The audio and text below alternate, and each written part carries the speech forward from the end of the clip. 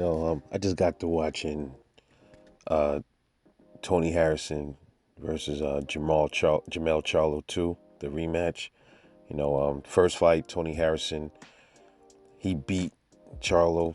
I won money on that. I picked Tony Harrison to beat Charlo. He outboxed a lot in that fight. The second fight, he was more aggressive, put more pressure, more of a insider. He was fighting more on the inside. Planting his feet much more in the second fight. Was much more action packed. And Tony Harrison was actually winning that fight. He was doing really good. And what that fight showed me was Jermell Charlo is beatable, dude. All you gotta do is work his body, man. Chop his body up. And if you watch that fight really good, really close, Jermell Charlo was getting hit to the body by Tony Harrison a lot. He didn't like them body shots, man.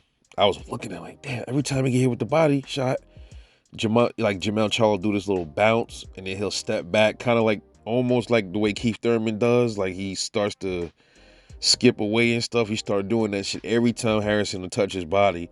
He'd start doing that shit, and I'm like, okay, it's the body. That the head. He was getting stunned a little bit to the head by Tony Harrison too, but the body. It was the body that was really wearing down Jermell Charlo because you could see he started slowing down a lot towards the end of that fight. And then Tony Harrison's stupid ass started showboating in like the 11th round, acting stupid, doing goofy shit, and he got stunned with something big and got knocked out. But he was winning, bro. If Tony Harrison would have stayed a little bit more focused, and he could have won the rest of that fight with his jab alone.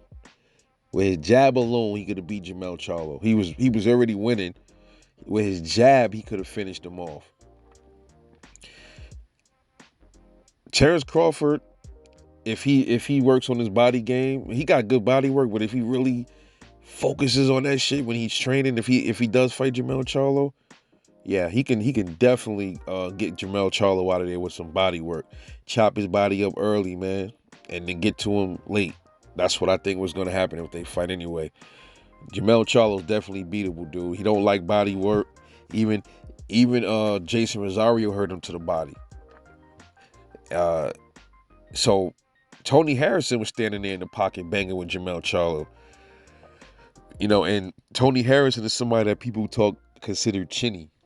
That's that word again, chinny, right? But he was standing in the pocket banging it out with Jermell Charlo. So Jermell Charlo, his inside game ain't all that himself. He don't really have that much of a good of inside game.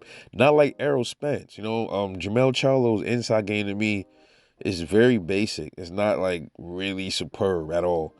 So I think Terrence Crawford got a very good chance of beating Jermell Charlo if they fight, man. Definitely. The key to beating Jermell Charlo is definitely his body. Go back and watch that Harrison Charlo 2. And then you'll see what I'm talking about, man. But anyway, I just had to bring that up. This is Rebel Life, man. Let me know what you think about that second fight between Harrison and Tony Harrison and Jermell Charlo. Because the blueprint is right there. Jermell Charlo is not this indestructible machine. He definitely can be hurt, especially you get on the ropes. He's very vulnerable against the ropes. But you hit him with you hit the body and then the ropes. Body and the ropes, you back him up to the ropes and pound on his body, that'll wear him down. Just back him to the ropes, pound his body. Back him to the ropes, pound his body. That'll get him. That'll get him out. I think that's the formula to beating him. But anyway, let me know what you think. Drop a comment, support the channel for more raw content. Catch y'all on the next one, and I'm out.